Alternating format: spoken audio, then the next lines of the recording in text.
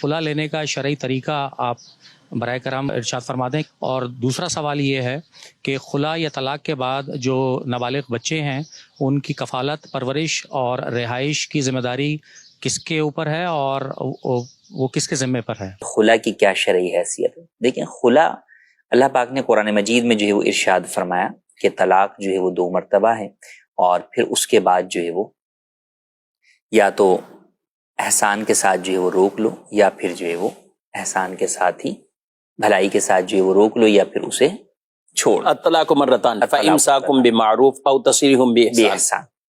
اچھا، پھر اسی میں آگے جو ہے وہ اللہ پاک نے جو ہے وہ بیان فرمایا کہ جو ہے وہ اگر یہ دونوں حدود اللہ پر قائم نہیں رہ سکتے تو پھر ایسی صورت میں خلا کا راستہ جو ہے وہ اختیار کیا جا سکتا ہے. خلا اور طلاق میں فرق کو سمجھنا ضروری ہے. طلاق شوہر دیتا ہے، خلا بھی دیتا شوہر ہی ہے، اس میں تقاضا عورت کی جانب سے ہوتا ہے. صحیح.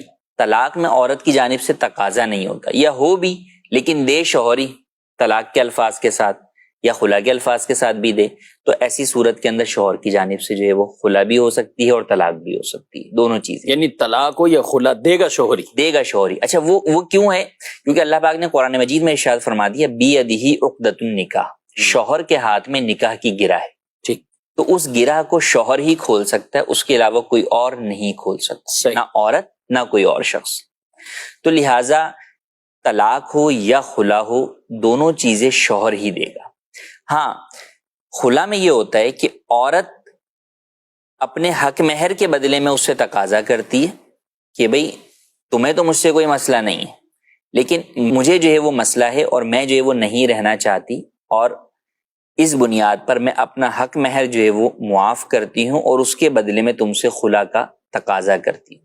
تو لہٰذا جب شوہر جو ہے وہ عورت کے اس تقاضے کو قبول کرتے ہوئے خلا دے دیتا ہے تو عورت پر طلاق بائن واقع ہو جاتی ہے خلا کے ذریعے، اور شوہر پر حق مہر دینا لازم نہیں رہتا. اب یہ بنیادی بات اس چیز کو جو ہے وہ یہاں پر سمجھنا ضروری ہے کہ دے گا بہرحال شوہر ہی. ہاں، عورت کا بلا عذر شرعی طلاق یا خلا کا مطالبہ کرنا یہ جائز نہیں ہے. حدیث پاک میں فرمایا کہ ایسی عورت جو ہے وہ جنت کی خوشبو بھی نہ سونگھ پائے گی، حالانکہ جنت کی خوشبو 500 برس دوری سے آتی ہے. اتنی مسافت کی دوری سے بھی آ رہی ہے، لیکن ایسی عورت نہیں سونگھ پائے گی. تو یہاں یہ پیش نظر بھی رکھنا ضروری ہے کہ خلا مانگنا کوئی پسندیدہ کام نہیں ہے، یا ایسا نہیں ہے کہ جناب کوئی وجہ ہو یا نہ ہو بس بلا وجہ جو ہے وہ خلا کا جو ہے وہ تقاضا کیا جاتا رہے. ہاں، جہاں پر شرعی عذر پایا جائے وہاں پر عورت کے لیے یہ جائز ہے کہ وہ اپنے شوہر سے خلا کا تقاضا کر سکتی ہے. اور شوہر کو بھی یہ چاہیے کہ اگر تو قصور اس کا ہے، مثال کے طور پہ عورت اس لیے تقاضا کر رہی ہے کہ شوہر نان نفقہ پورا نہیں کرتا. صحیح. تو ایسی صورت کے اندر اس کے اوپر ضروری ہے کہ وہ نان نفقہ پورا کرے، اور جب وہ دکھ رہا ہے اسے کہ میں نان نفقہ پورا نہیں کر سکتا تو وہ اسے خلا دے دے اور حق مہر بھی ادا کرے. حق مہر پھر ایسی صورت کے اندر اس سے ہتھیائے نہیں شوہر، جبکہ شوہر کا قصور ہے. نان نفقہ یہ روٹی، کپڑا، مکان. اور اگر عورت کا کوئی پرابلم ہے، شوہر کی طرف سے کوئی زیادتی نہیں ہے، وہ اپنے حقوق جو ہے وہ پورے ادا جو ہے وہ کر رہا ہے، عورت کی طرف سے زیادتی ہے یا عورت کا کوئی معاملہ ہے، تو اس بنیاد پر عورت تقاضا کر رہی ہے، تو اب شوہر جو ہے وہ یہ کہہ سکتا ہے کہ ٹھیک ہے، تم حق مہر اگر معاف کرتی ہو تو اس کے بدلے میں تمہیں خلا دے دیتا ہوں. ٹھیک. تو یہاں پر خلا دینے کے اندر شوہر گناہگار نہیں ہوگا. کئی لوگوں کے ذہنوں میں یہ ہوتا ہے کہ جناب ہم نہیں دیں گے کیونکہ ہم تو گناہگار ہوں گے. حالانکہ کئی جگہوں پر ان کا ساتھ رہنا ہی ممکن نہیں ہوتا. صحیح. ساتھ رہنا ممکن نہیں ہے، یا اور دیگر جو ہے وہ شرعی اعتبار سے مفاسد جو ہے وہ لازم آتے ہیں، تو پھر شوہر پر لازم تو نہیں ہوتا، لیکن اس کے لیے حکم یہی ہے کہ بھئی ایک عورت جب تمہارے پاس آ نہیں سکتی تو ایسی صورت کے اندر وہ اپنی زندگی کیسی گزارے گی؟ تو تم اسے آزاد کر دو تاکہ وہ بھی جو ہے وہ آگے اپنی زندگی شریعت کے مطابق گزارے اور تم بھی اپنی زندگی جو ہے وہ گزارو. تو یہ طریقہ کار ہے بنیادی طور پر. لیکن اس کے برعکس لوگوں نے یہ سمجھ لیا ہے کہ نہیں جناب، جب ہم نے عورت نے تقاضا کر لیا ہے تو بس اب خلا ہو گیا، یا وہ خلا دینا ہی دینا شوہر کے اوپر جو ہے وہ لازم ہے، یا اگر شوہر نہیں دیتا تو پھر کہیں سے بھی جو ہے وہ خلا لے لیا جائے. تو یاد رہے کہ اس طرح جو ہے وہ خلا نہیں ہوگا جب تک کہ شوہر نہیں دے گا. اچھا بس ہوگا شوہر سے بھی جو ہے وہ سائن کرواتے ہیں ایسے پیپر کے اوپر جو کہ خلا کا پیپر نہیں ہوتا. وہ خلا کا پیپر یا اس سے پرمیشن ہی لے رہے ہیں کہ ہم کہیں اور سے لے لیں.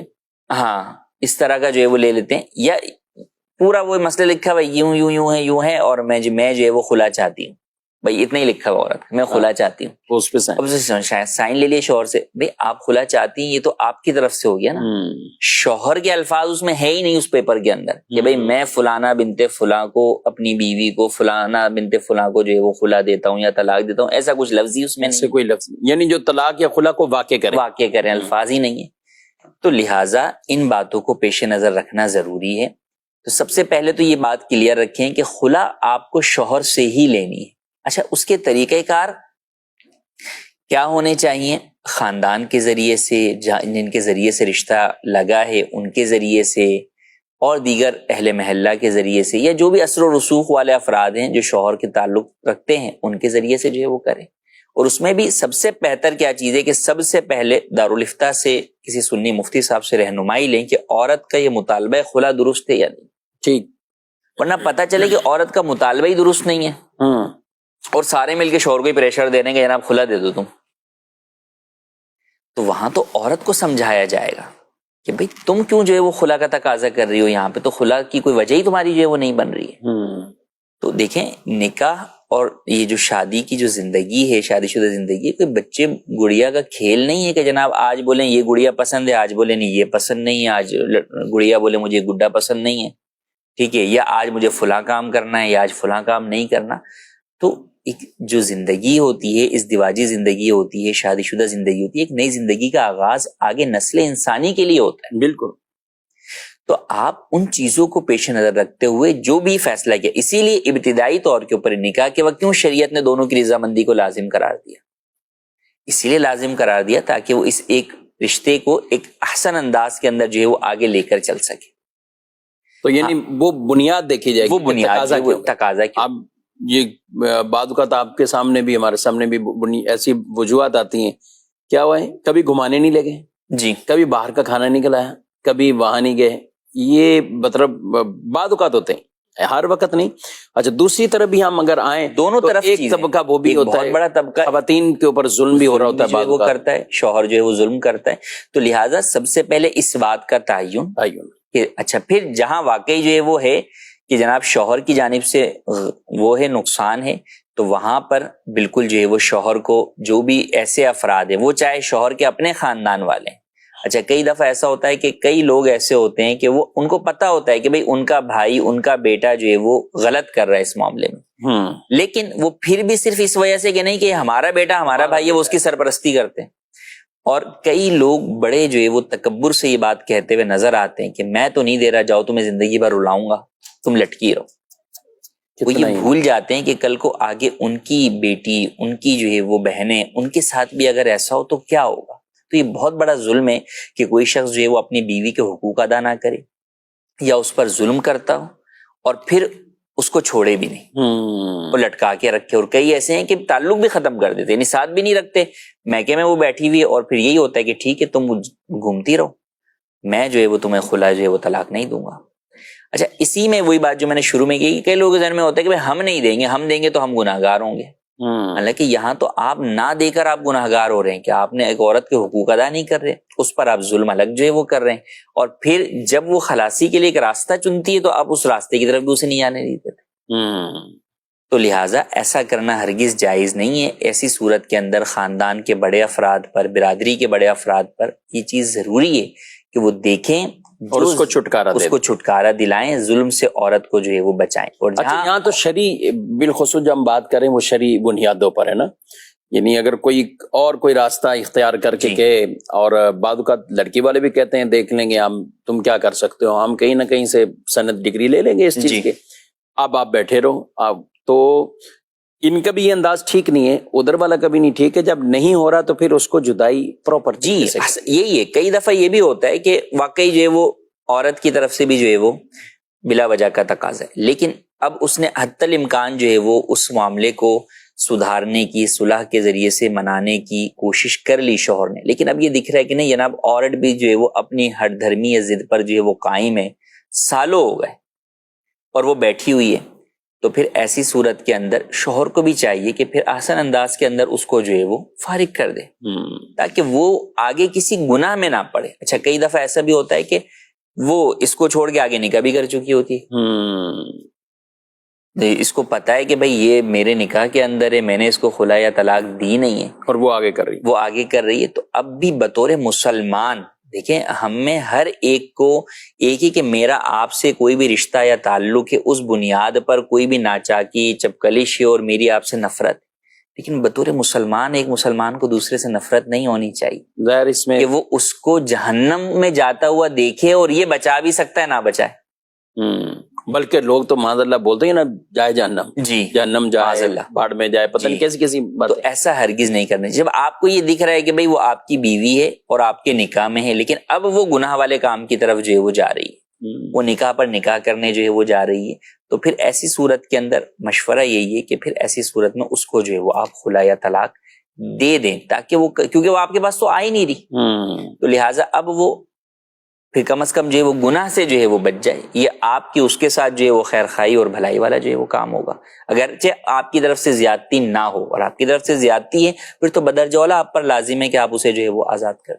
ٹھیک ہے, اس صورت میں گناہ گار نہیں ہوں گے. مطلب جہاں پہ اور کوئی بھی اگر صورت ہو بالفرض عورت ہی مجبور کر رہی, وہ غلط ہو, جی, لیکن اب پتہ ہے کہ اگر میں نے یہ کام نہیں کیا اور اس نے آگے جا کر پھر مزید آگے اس طرح جی, اور بعد کا لڑکے خود کہتے ہیں کہ ہم نے تو شادی کر لینی, تمہیں لٹکا کے رکھیں گے, ہم آگے شادی. تو یہ سارے طریقے ٹھیک نہیں ہیں. شریعت مطہرہ کی تعلیمات میں ہی ہمیں آنا چاہیے. بڑے خوبصورت انداز میں قرآن نے بیان فرمایا. خود سورہ بقرہ کے اندر یہ آیات مبارکہ الطلاق مرتان فامساک بمعروف او تسریح باحسان, اور پھر اس کے آگے جو تیسری طلاق کا ذکر ہے کہ اگر یعنی 2 مرتبہ تو یہ آپشن ہے, لیکن 3 طلاقیں واقع ہوگی تو پھر کوئی طرح کی کسی طرح کی رجوع کی بھی صورت نہیں ہوتی. تو یہ ہمیں خود بھی اس کو پڑھنا بھی چاہیے اور اس کے مطابق ہی زندگی گزارنی چاہیے. وہ ایک بزرگ کا بڑا واقعہ ہے اور اہمی اسلاف میں سے اور بہت اہم اسلاف میں سے, کہ جب ان کی اپنی بیوی کے ساتھ کچھ مسائل ہوئے تو اب ان کے اپنے بھائی پوچھنے آئے کہ آپ کے مسئلے کیا ہیں زوجہ کے ساتھ. تو وہ کہنے لگے کہ وہ میرے نکاح میں میری بیوی ہے اور میں اس کے مسائل کیوں آپ کو بتاؤں, یعنی بدائے دے کہ آپ بھی مسئلہ وہ حل نہیں کر سکتے یا وہ ایسا حل ہونے والا ہی نہیں, تو میں اپنی بیوی کا راز یا اپنی بیوی کا مسئلہ میں آپ کو کیوں بتاؤں. اچھا جی, وہ ان میں طلاق کا معاملہ ہو گیا, جدائی ہو گئی. اب وہ جدائی ہو گئی, سب کچھ ہو گیا, اس کے بعد پھر وہ دوبارہ اچھا ہوا کیا تھا, تو اب ان کا پہلے تو میرے نکاح میں تھی, اب طلاق ہو گئی, معاملہ ختم ہو گیا, اب وہ ایک عام اجنبیہ عورت ہے, تو میں ایک عام عورت کے بارے میں تمہیں کیوں بتاؤں. یعنی بعد میں بھی معاملات کے اندر جو شریعت مطہرہ کے احکام, پردہ رکھنا, عیوب چھپائے رکھنا, اور یہ بہت بڑی بات ہے. یہ ناظرین کرام, اور یہ ہمارے ان تمام لوگوں کے لیے سمجھیں کہ نصیحت اور کتنا خوبصورت مدنی پیغام ہے کہ کئی لوگ ایسا کرتے ہیں. اچھا یہ رشتوں میں بہت زیادہ ہوتا ہے میاں بیوی کے اندر, اب بعد میں برائیاں جو ہے وہ بیوی کی کر رہے ہیں, بیوی شوہر کے سارے یعنی آپس کے وہ امور جو کہ کبھی بھی ڈسکلوز نہیں ہونے تھے, اب وہ ایک دوسرے کے جو ہے وہ بیان کیے جا رہے ہیں. اچھا نہ صرف شوہر بیوی کے بلکہ جو ہے وہ ساس نند بہو ان سب کے آپس میں دونوں طرف سے جو ہے وہ ہو رہے ہوتے ہیں. یعنی ایسا نہیں ہوتا کہ جناب وہ ان معاملات کے اوپر پردہ ڈالیں کہ یار اب تو وہ چیپٹر کلوز ہو گیا نا, اب اس کو جو ہے وہ کرید کے کرنا کیا ہے, کیا چاہتے ہیں.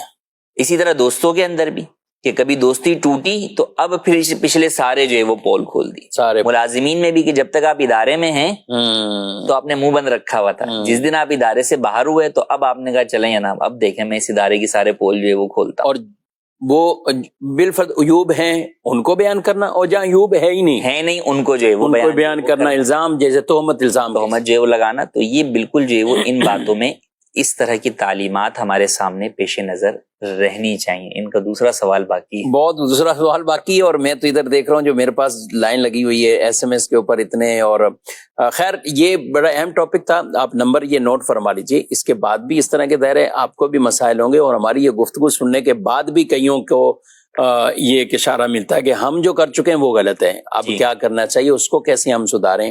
تو یہ نمبر آپ لے لیں, آپ ٹیلی فون پہ بات بھی کر سکتے ہیں دارالتحفظ سنت کے علماء کرام مفتیان کرام سے. اس کے علاوہ بھی آپ دارالتحفظ سنت میں براہ راست بھی اس طرح کے مسائل ہو تو براہ راست یا چلے جائیں. خواتین بھی آ سکتی ہیں, آپ پردے کی رعایت کرتے ہوئے اپنے ساتھ ان کے اگر بھائی ہیں، محارم ہیں یا چند خواتین ہیں تو وہ پردے کی رعایت کرتے ہوئے آپ ان مسائل کے لیے ضرور اپنا رابطہ وہ دارالتعلیم سنت سے کر لیں، تاکہ جو ایک رہنمائی ہے وہ آپ کو پراپر مل جائے، اور جو غلطی ہو چکی ہے اب اس کا ازالہ ہے نہیں ہے، لیکن مزید اس میں گناہگار والی صورت نہ ہو۔ اور بچوں کے حوالے سے بھی ٹاپک بہت طویل ہے، میں چاہوں گا ایک 1 لائن اگر آپ کو بتا دیں اور اس کے بعد ہم کچھ سوالات۔ دیکھیں، بچوں کا حق پرورش بیٹے کا 7 سال کی عمر تک اور بیٹی کا 9 سال کی عمر تک ماں کے پاس ہوتا ہے، جبکہ ماں جو ہے وہ شادی نہ کرے۔ ٹھیک ہے، یا بچے کے غیر محرم سے شادی۔ جی، اصل تو یہی ہے، عام طور پر یوں ہی ہوتا ہے، تو آسان لفظوں میں آپ یوں سمجھ لیں، ہاں اگر بچوں کے محرم سے ہی شادی کر لی، مثال کے طور پہ جناب جو ہے وہ شوہر کا انتقال ہو گیا اور اب جو ہے وہ عدت گزار کے عورت نے دیور سے ہی شادی کر لی، تو اب یہ بچوں کا محرم ہے، تو اب بھی حق پرورش ماں کے پاس ہی رہے گا۔ لیکن اگر ایسا نہیں ہے، بچوں کے نامحرم سے شادی کی، تو پھر ایسی صورت میں عورت کا حق پرورش ختم ہو جاتا ہے اور یہ حق پرورش نانی کے پاس آ جاتا ہے اگر نانی حیات ہیں تو۔ لیکن عمر وہی رہے گی 7 اور 9 سال، بیٹے کے لیے 7 سال، بیٹی کے لیے 9 سال، اور اس دوران بچوں کا جو بھی خرچ ہے وہ باپ پہ لازم ہوگا۔ اور 7 اور 9 سال کی جب عمر ہو جائے گی تو اب بچے باپ کے سپرد ہی کیے جائیں گے، اب پرورش میں باپ کے رہیں گے۔ دونوں صورتوں میں، جب ماں کے پاس تھے یا نانی کے پاس تھے یا بعد میں باپ کے پاس آ گئے، ایک دوسرے سے ملاقات کے لیے بچوں کو منع نہیں کیا جا سکتا۔ جب ماں کی پرورش میں ہے تو باپ بچوں کی ملاقات روکی نہیں جا سکتی، اسی طرح جب بچے باپ کی پرورش میں آ جائیں گے تو ماں اور بچوں کی ملاقات کو روکا نہیں جا سکتا، کیونکہ رشتہ آپ دونوں کا ختم ہوا ہے، اولاد کا اپنے والدین سے رشتہ باقی ہے، تو لہٰذا اس چیز کو پیش نظر رکھنا ضروری ہے۔ نان نفقے میں جو ہم نے بنیادی بات بتائی کہ وہ شوہر باپ پر لازم ہے، اس میں یہ بات ہمیشہ یاد رکھیں کہ لوگ پوچھتے ہیں وہ کتنا ہے، وہ باہمی رضامندی سے بیٹھ کر جو اخراجات ہیں ان کو پیش نظر رکھ کر کیا جائے گا۔ اس میں کئی دفعہ لوگوں کی طرف سے زیادتی ہوتی ہے، جناب سب اسکول پڑھانا ہے، باپ کہہ رہا ہے کہ بھئی میری اتنی طاقت ہے کہ میں جو ہے وہ مثال کے طور پہ 2000 روپے والے اسکول میں پڑھا سکتا ہوں، ماں کہتی ہے نہیں جناب میں تو 10,000 والے اسکول میں پڑھانا ہے۔ صحیح، تو یہ نہیں دیکھا جائے گا، باپ کی استطاعت کے مطابق ہی اخراجات جو ہے وہ کیے جائیں گے۔ ہاں ایک بنیادی خرچہ ہے بھئی کھانا روٹی جو چیزیں ہیں بنیادی، تو اس کے اندر باپ اپنی آمدنی بڑھائے گا تاکہ اپنے بچوں کے اخراجات جو ہے وہ پورے کریں، لیکن اس کے علاوہ جو بھی سائیڈ کے اضافی اخراجات ہیں وہ مائنس بھی ہو سکتے ہیں، جیسے اسکول یا اور دیگر چیزیں ہیں، یا ان میں کم والی سائیڈ کو جتنے میں باپ جس کو افورڈ کر سکتا ہے اسے اختیار کیا جائے گا، اور اس میں بھی کیش دینا ضروری نہیں ہے، وہ بچوں کا جو بھی کھانے پینے کا سامان ہے وہ سامان کی صورت کے اندر بھی انہیں فراہم کر سکتا ہے، ڈائریکٹ سامان ہی دے رہے ہیں، ڈائریکٹ فیس بھی جو ہے وہ اسکول کی جو ہے وہ ادا کر سکتا ہے، ڈائریکٹ کپڑے ہی لے جا کر دے دے کہ بھئی یہ لیں میرے بچوں کے کپڑے ہیں، یہ جو ہے وہ آپ انہیں جو ہے وہ پہنا دیں، تو یوں بھی کیا جا سکتا ہے۔ بہرحال یہ باہمی رضامندی سے بیٹھ کر طے کرنے والی چیز، یعنی اس رشتے کا تقدس یعنی بچوں کا تو ہے نا، ماں باپ ہیں دونوں، ایک اعتبار سے ان کا مستقبل خراب نہیں کرنا چاہیے۔ اصل میں ہوتا یہی ہے کہ دیکھیں جب یہ دونوں بھی رشتے میں تھے تو اب اس پہ کتنا خرچہ ہو رہا تھا، وہی خرچہ بعد میں بھی ہونا ہے نا، بعد میں بھی ہونا، الگ تھوڑی ہونا ہے۔ تو اب ماں یا ننیال کی طرف سے یہ تقاضا ہے کہ نہیں جناب ایک بچے کے لیے ہمیں جو ہے وہ 25,000 روپے جو ہے وہ تم دو یا 35,000 روپے دو، جو اخراجات بنتے ہیں وہ دیے جائیں گے، وہ اخراجات پہلے بھی جو ہے وہ ساتھ میں ہو رہے تھے، وہی جو ہے وہ اب بعد میں بھی جو ہے وہ ہو رہے ہوں گے۔